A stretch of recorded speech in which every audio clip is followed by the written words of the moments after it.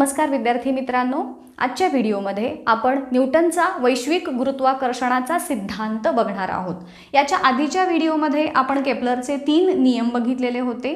त्या 3 नियमांच्या वरतीच आधारित हा वैश्विक गुरुत्वाकर्षणाचा सिद्धांत न्यूटनने मांडलेला आहे। मुलांनो, बरेचदा गुरुत्वीय बल आणि गुरुत्वाकर्षण ह्या दोन ज्या टर्म्स आहेत त्याच्यामध्ये तुम्हाला गोंधळ होतो की गुरुत्वाकर्षण कशाला म्हणायचं आणि गुरुत्वीय बल कशाला म्हणायचं। तर स्पेसिफिकली गुरुत्वाकर्षण हे विश्वातल्या कुठल्याही दोन वस्तूंच्या मध्ये असणारं आकर्षण बल आहे, वेरॅज गुरुत्वीय बल हे आपण पृथ्वीच्या बाबतीत स्पेसिफिकली यूज करतो। असा फरक आपण ह्या दोघांच्या मध्ये सांगू शकतो। बघा, आता हा वैश्विक गुरुत्वाकर्षणाचा सिद्धांत काय आहे। जसं की मी तुम्हाला आता सांगितलं, जगातली कुठलीही एक वस्तू जगातल्या कुठल्याही दुसऱ्या वस्तूवरती एक आकर्षण बल हे प्रयुक्त करतं। आता हे जे आकर्षण बल असतं, म्हणजे समजा हा डस्टर आहे, हा चॉक आहे, ही एक वस्तू झाली। ह्या दोन वस्तूंच्या मध्ये काहीतरी आकर्षण बल असतं। आता हे आकर्षण बल कशावरती डिपेंड करतं, तर दोन गोष्टींच्यावरती। काय आहेत ह्या दोन गोष्टी, तर ह्या दोन वस्तूंचं वस्तुमान, हे डस्टर आणि चॉक यांच्या वस्तुमान तसंच ह्या दोघांच्या मध्ये असणारं अंतर, ह्या दोन गोष्टींच्या मध्ये हा गुरुत्वीय बल जे आहे तो किंवा गुरुत्वाकर्षण जे आहे ते डिपेंड करतं। कुठल्या कुठल्या दोन गोष्टी सांगितल्या, एक म्हणजे वस्तुमान आणि दुसरा म्हणजे त्या दोन वस्तूंच्या मध्ये असणारं अंतर। ओके, आता काय आहे हा वैश्विक गुरुत्वाकर्षणाचा सिद्धांत बघूयात। न्यूटननं काय सांगितलं की ह्या कुठल्याही दोन वस्तूंच्या मध्ये असणारं जे गुरुत्वीय बल आहे ते किंवा गुरुत्वाकर्षण जे आहे ते कुठल्या कुठल्या गोष्टींच्या वरती डिपेंड आहे, वस्तुमान आणि अंतर। तर वस्तुमानांचा जो गुणाकार आहे त्या वस्तुमानाच्या गुणाकाराशी समानुपाती असतं हे जे गुरुत्वीय बल आहे ते, आणि त्या दोन वस्तूंच्या मध्ये जेवढं अंतर आहे त्याच्या व्यस्तानुपाती। म्हणजेच हे डस्टर आणि हा खडू ह्या दोघांचं जे वस्तुमान आहे त्या वस्तुमानाच्या गुणाकाराशी हे बल, आकर्षण बल जे आहे ते समानुपाती आहे। म्हणजेच काय, तर डस्टरचं वस्तुमान वाढवलं किंवा ह्या खडूचं वस्तुमान वाढवलं तर त्या दोघांच्या मध्ये असणारं आकर्षण बल हे वाढणार आहे। कमी झालं तर आकर्षण बल कमी होणार। थोडक्यात एखादा मोठा जे लोहचुंबक आपण बघतो, मॅग्नेट, तर त्या मॅग्नेट सारखंच आहे रे। मॅग्नेटचं वस्तुमान कसं, मोठं मॅग्नेट तेवढं त्याचं आकर्षण बल जास्त।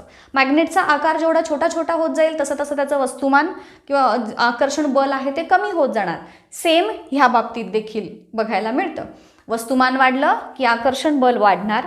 आता तसंच बघा, तुम्ही मॅग्नेटपासून एखादी वस्तू जशी जशी लांब नेत जाता तसं तसं त्यांच्यामध्ये असणारं आकर्षण बल हे कमी कमी होत जातं।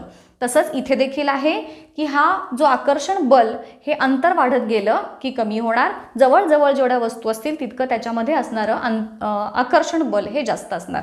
आता ह्या दोघींच्या वरती बेस्ड बघूयात काय आहे हा नियम। विश्वातील प्रत्येक वस्तू इतर प्रत्येक वस्तूला ठराविक बलाने आकर्षित करते। हे बल एकमेकांना आकर्षित करणाऱ्या वस्तूंच्या वस्तुमानाच्या गुणाकाराशी समानुपाती। उत्तरामध्ये तुमच्या काय आलं पाहिजे बघा, वस्तूंच्या वस्तुमानाच्या गुणाकाराशी समानुपाती असते आणि त्यांच्यामधील जे काही अंतर आहे त्या अंतराच्या वर्गाशी व्यस्तानुपाती असते। हे वर्ड्स तुमच्या उत्तरामध्ये आहेत की नाही हे चेक केलं जातं। हा नियम आहे। शक्यतो मी माझ्या स्टुडंट्सना सांगत असते की पाठांतर करून विज्ञानाची उत्तरं लिहायची नाहीत, परंतु त्याला अपवाद आहे नियम आणि व्याख्यांचा। शक्यतो नियम जे असतात ते जसे दिलेत आपल्याला तसेच लिहावे लागतात। ह्या नियमामधला महत्त्वाचे वर्ड्स काय काय आहेत, तर वस्तूंच्या वस्तुमानाचा गुणाकाराशी समानुपाती आणि अंतराशी व्यस्तानुपाती। कसं ते उदाहरण देऊन सांगते। मगाशी जसं तुम्हाला मी डस्टर आणि खडूचं उदाहरण सांगितलेलं होतं, आता बघा तेच आपण उदाहरण पुढे कंटिन्यू करूयात। समजा ही एक वस्तू आहे, गोलाकार वस्तू आपण घेतली, हिचं काहीतरी मास आपण वस्तुमान त्याला आपण मास म्हणतो, म्हणून मी त्याला मास म्हणजेच वस्तुमान M1 असं आहे असं कन्सिडर केलं। हा जो नियम आहे तो तुम्हाला 3 मार्कांसाठी विचारला जातो एक्सप्लेनेशनसाठी। नुसता नियम 1 मार्कांसाठी आणि याच्यावरती जे आपण फॉर्म्युला बघणार आहोत तो 1 मार्कासाठी स्पेसिफिकली वेगळा विचारला जातो, ह्याच्यावरचे प्रश्न जे असतात ते। आता बघा, ही एक वस्तू आहे, हिचं वस्तुमान आहे M1।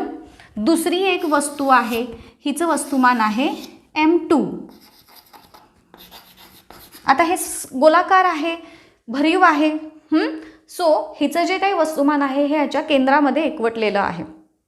बरेचदा काही काही वस्तूंचं जे वस्तुमान आहे ते त्या वस्तूच्या आतमध्ये न एकवटता वस्तूच्या बाहेरच्या बाजूला देखील एकवटलेलं असतं. म्हणजे समजा आता हे जे दोन गोलाकार आपण वस्तू घेतल्यात ह्या जेव्हा भरीव असतात तेव्हा यांचं वस्तुमान हे केंद्राशी एकवटलेलं आहे. वेअरॅज ही नुसती पोकळ जसं की बांगडी आहे किंवा एखादी रिंग असते त्या केसमध्ये मात्र ह्यांचं वस्तुमान हे त्या वस्तूच्या बाहेरच्या भागामध्ये बाहेरच्या बिंदूमध्ये एकवटलेलं असतं. इथे आपण दोन वस्तू अशा कन्सिडर करतोय की ज्या भरीव आहेत, पोकळ नाही आहेत. आता ह्या दोन वस्तू न्यूटनच्या सांगितलेल्या नियमानुसार ह्या दोघी वस्तू एकमेकांच्या वरती काही ना काहीतरी बल प्रयुक्त करतात. बल त्याला आपण इंग्रजीमध्ये फोर्स म्हणतो. म्हणून M1 ह्या मास असणाऱ्या वस्तुमान असणाऱ्या वस्तूनं याच्यावरती काहीतरी फोर्स प्रयुक्त केला, बल प्रयुक्त केलं. या वस्तूनं देखील या दुसऱ्या वस्तूवरती काहीतरी बल हे प्रयुक्त केलं. म्हणून आपण हे दोन्ही F ह्या लेटर्सनी दाखवले. आता बघा ह्या दोघांच्या मध्ये जे असणारं अंतर आहे ते इथून न मोजता जिथं कुठं त्यांचं वस्तुमान एकवटलेलं आहे तिथंपासून आपण मोजणार. आता हे जसं तुम्हाला आता सांगितलं केंद्रभागी ह्याचं मास वस्तुमान हे एकवटलेलं आहे. म्हणून मी अंतर मोजताना इथे R म्हटलं किंवा इथे बरेचदा D, स्मॉल d हे लेटर देखील यूज केलं जातं. R म्हणा, रेडियस जेव्हा आपण घेतो तिथे R, तुम्हाला पुस्तकामध्ये इथे D सांगितलेलं आहे, आपण D घेऊ शकतो. पुढं कधी स्मॉल r कधी यूज करणार, स्मॉल d कधी यूज करणार, कॅपिटल R कधी यूज करणार, ह्याचे छोटेसे बारकावे आहेत. ते जसं जसं पुढं येत जाईल तसं तसं मी तुम्हाला सांगत जाते.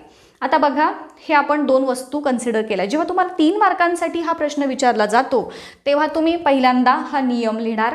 हे जे मी आत्ता तोंडी सांगितलं की दोन वस्तू आपण इमॅजिन करूयात की दोन वस्तू आहेत की त्यात दोनपैकी एकाचं वस्तुमान आहे M1, दुसऱ्या वस्तूचं वस्तुमान आहे M2. त्या दोन वस्तू एकमेकांच्या वरती F एवढं काय म्हणत बल प्रयुक्त करतात. त्या दोघांच्या मध्ये असणारं जे अंतर आहे ते D एवढं आपण कन्सिडर केलेलं आहे. असं लिहायचं, ही आकृती काढायची आणि मग याच्यावरून आपल्याला हा नियम जो आहे त्या नियमाला सायंटिफिक शास्त्रीय भाषेमध्ये आता आपल्याला कन्वर्ट करायचं आहे.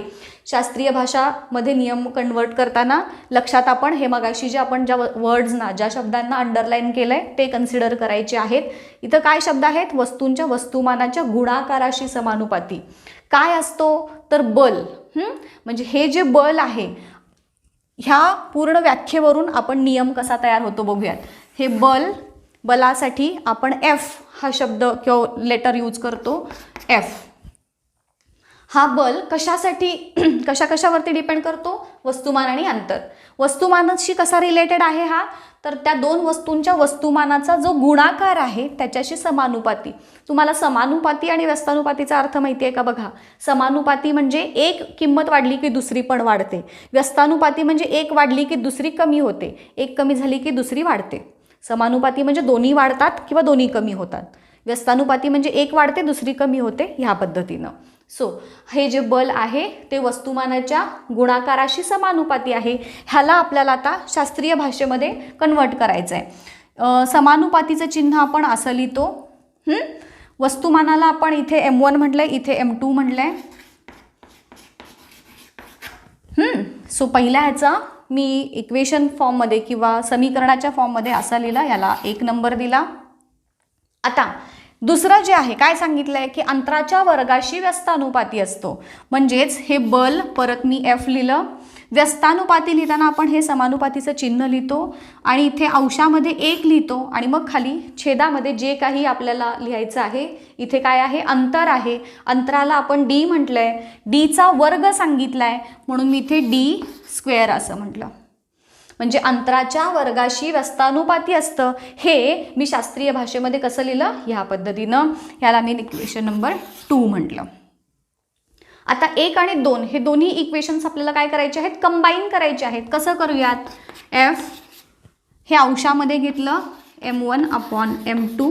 ह्याचा अर्थ इथे छेदात 1 असतं हे तुम्हाला माहीत असेल. इथे खाली 1/D वर्ग आहे, मी इथे घेतलं. म्हणजे काय केलं बघा, थोडक्यात मी इथे फोड करून दाखवते. M1/M2/1 असा आहे ह्याचा अर्थ.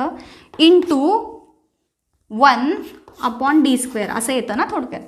मग मी हे दोन्ही कंबाईन केलं, 1 आणि 2, आणि मग मला ह्या पद्धतीनं मिळालं. आता हा जो फोर्स F आहे हे समानुपातीच्या चिन्हाच्या ऐवजी जेव्हा आपण बरोबर चिन्ह इथं घेतो तेव्हा तिथे आपण स्थिरांक लिहिण्याची पद्धत असते. हेच मी या पद्धतीनं लिहू शकते, F = Gm1 × m2/d². आता इथे G हा काय आहे तर स्थिरांक आहे. स्थिरांक म्हणजे अशी संख्या की जिची किंमत ही बदलत नाही. ठीक आहे. आता बघा आपल्याला एक इक्वेशन मिळालं इथे की F = Gm1 m2/d². हेच इक्वेशन आपण असं पण मांडू शकतो आणि त्याचा यूज करून आपण ह्या स्थिरांकाची किंमत म्हणजेच कॅपिटल G ची किंमत काढू शकतो. G = F × d²/m1 × m2. कसं आलं हे तर आता इथे काय केलं बघा, बरोबर चिन्हाच्या या साईडचे ज्या ज्या किमती आहेत, आता मी काय केलं, F इक्वेशनच्या या साईडला घेतलं, G या बाजूला घेतलं. मला आपण d² जे आहे ते छेदामध्ये होतं ते अंशामध्ये घेतलं, m1 m2 जे अंशामध्ये होतं ते छेदामध्ये घेतलं. आलं लक्षात. आता बघा याचा यूज करून आपल्याला G म्हणजेच जो वैश्विक गुरुत्वाकर्षणाचा जो काही काय म्हणत आपण त्याला स्थिरांक आहे त्याची किंमत ही काढू शकतो. आता ह्याची किंमत ही एका शास्त्रज्ञानं काढून ठेवलेली आहे. त्या शास्त्रज्ञाचं नाव आहे कॅव्हेंडिश. हेनरी कॅव्हेंडिश नावाचा जो शास्त्रज्ञ आहे त्यांनी ह्या G ची किंमत 6 ही एवढी किंमत ही काढून ठेवलेली आहे. ह्या इक्वेशनमध्ये ज्या काही व्हॅल्यूज आहेत त्या पुट केल्यानंतर G ची व्हॅल्यू एवढी येते हे हेनरी कॅव्हेंडिश नावाच्या शास्त्रज्ञांनी आपल्याला सांगून ठेवलेलं आहे. आता ह्याचं एकक काय आहे तर ते कसं काढायचं बघा. इथे फोर्स म्हणजेच बल याचं SI पद्धतीतलं एकक न्यूटन आहे म्हणून फोर्सचं किंवा बलाचं एकक मी N लिहिलं. अंतर D याचं SI पद्धतीतील एकक मीटर आहे. अंतराचा वर्ग आहे म्हणून मीटरचा वर्ग घेतला. छेद मास वस्तुमान किलोग्रॅम, किलोग्रॅम इंटू किलोग्रॅम म्हणजे kg × kg, kgचा वर्ग असं होतं. आणि म्हणूनच Gचं जे काही एकक आहे SI पद्धतीतलं हेच आपण कन्सिडर करणार आहोत आणि ते एकक आहे, ही व्हॅल्यू त्याची झाली, ही कॉन्स्टंट आहे आणि त्याचं एकक येतं न्यूटन मीटर स्क्वेअर पर किलोग्रॅम स्क्वेअर. ही व्हॅल्यू कशी आली आणि हे एकक कसं आलं ते तुम्हाला कळालं का बघा. पहिल्यांदा आपण काय केलं, याच्यावरून फोर्स बलाचा फॉर्म्युला काढून घेतला. या बलाच्या फॉर्म्युलाचा यूज करून आपण G ची व्हॅल्यू काढून घेतली, फॉर्म्युला काढला. त्या फॉर्म्युलामध्ये त्याचे एककं घातली आणि त्याचं Gचं एकक हे येतं हे आपण प्रूव्ह केलं. ही व्हॅल्यू आणि हे एकक तुम्हाला 1-1 मार्कांसाठी सेपरेटली पण विचारलं जातं. नंतर आपल्याला जेव्हा ह्याच्यावरची गणितं सोडवायची आहेत ती गणितं सोडवताना देखील आपल्याला ह्या किमतीचा यूज करायचा आहे. ही पाठच राहिली पाहिजे, सारखं सारखं वापरून तुम्हाला हे नक्कीच लक्षात राहील, काही काळजी करू नका. सो हा झाला आपला न्यूटनचा वैश्विक गुरुत्वाकर्षणाचा सिद्धांत. त्याचं जेव्हा तुम्हाला 3 मार्कांचा प्रश्न विचारला जातो तेव्हा तुम्ही इथंपर्यंत लिहिलं तरी चालेल. इथंपर्यंत येऊन थांबायचं. पुढे जेव्हा जाऊन तुम्हाला G ची व्हॅल्यू विचारली जाते आणि त्याचं एकक हे सांगण्यासाठी हे वेगळं तुम्हाला सांगायचं आहे. ह्याच्यावरती सेपरेटली 1 किंवा 2 मार्काचा प्रश्न असतो. आणि गुरुत्वाकर्षणाचा सिद्धांत म्हणले की हा सिद्धांत लिहायचा, मग अशी सांगितलेली डायग्रॅम शब्दांच्या मध्ये पण ते आधी लिहायचं, मग खाली डायग्रॅम आणि मग खाली हे, अशा पद्धतीनं तुमच्या आन्सरचं प्रेझेंटेशन हे पाहिजे. ओके, सो इथेच थांबूयात आजच्या लेक्चरमध्ये. नेक्स्ट लेक्चरमध्ये आपण याच्या पुढचा भाग बघूया.